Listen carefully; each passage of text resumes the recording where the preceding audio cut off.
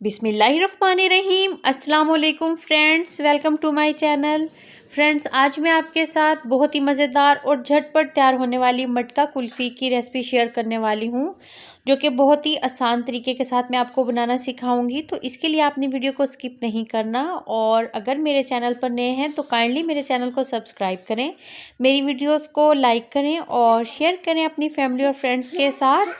Mango मटका कुल्फ़ी बनाने के लिए सबसे पहले आम को छील के मिक्सी जार में इसकी ज़बरदस्त सी प्यूरी तैयार कर लेनी है। तो ये देखिए, इस तरीके से बहुत ही ज़बरदस्त सी ये मैंगो प्यूरी तैयार हो गई है। इसको बहुत ही फाइन सा यानी कि इसका पेस्ट तैयार कर लेना है। और अब सबसे पहले बर्तन में डाल देना है, यहाँ पर मैंने लिया है आधा लीटर दूध, और फ्लेम है इस वक्त मीडियम टू हाई। अब इसमें डाल देनी है 3 चम्मच चीनी, क्योंकि मैंगो भी मीठा होता है तो इसके लिए चीनी 3 चम्मच ही इसमें काफ़ी रहेगी। इसके बाद ये ब्रेड क्रम्स डाल दिए हैं, इनको घर में ही बनाया है। ब्रेड के स्लाइसिस लेके चॉपर में डाल के उसके ब्रेड क्रम्स तैयार कर लिए। तो ये देखिए गाढ़ा सा तैयार हो गया सिर्फ 5 मिनट में। तो बस अब इसको एक बाउल में शिफ्ट कर लेना है। तो इस तरीके से बाउल में डाल देना है इसको, और अब इसमें जो मैंगो प्यूरी तैयार की थी वो डाल देनी है, और अच्छे से मिक्स कर लेना है इसको। तो ये देखिए कितना ज़बरदस्त सा लग रहा है।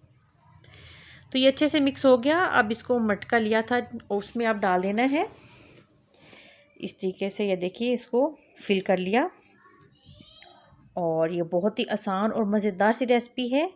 अब इसके ऊपर डाल दिए हैं कुछ कटे हुए पिस्ता बादाम, और इसके बाद फॉइल पेपर लेना है, और इसके देखिए मटके के हिसाब से इसके पीसीस कर लिए थे।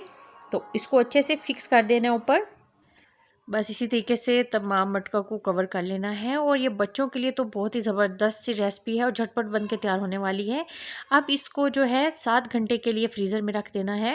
तो 7 घंटों के बाद फॉइल पेपर हटाया, तो देखिए देखने में जितनी ज़बरदस्त और यमी लग रही है, खाने में उससे भी ज़्यादा मज़ेदार है। आपकी रेसिपी लाजमन ट्राई करें, आपकी फैमिली ख़ुसूसन आपके बच्चों को तो ये रेसिपी बहुत पसंद आने वाली है मटका कुल्फ़ी की। तो अब मिलेंगे न्यू रेसिपी के साथ। अल्लाह हाफिज़।